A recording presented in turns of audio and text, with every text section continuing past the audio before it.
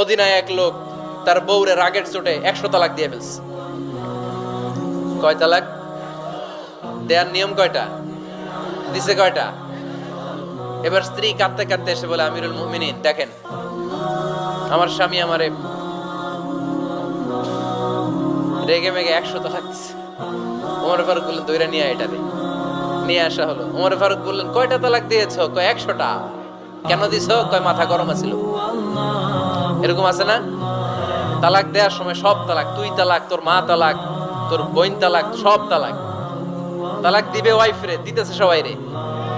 তোমারে ফারুক বললেন, দিবে 3টা, 100টা দিলা কেন? কয় মেজাজ গরম ছিল। কয় দাঁড়া, আত-তালাকু মিন শাআইরিল্লাহ, তালাক হচ্ছে আল্লাহর দেয়া বিধানের একটা নিদর্শন। এটা নিয়ে তুই খামখেয়ালি করলি? আমার রায় শোন, আমার রায় হচ্ছে 3 তালাকে তোর বউ তালাক, বাকি 97 তালাক তোর পিঠের উপরে পড়বে।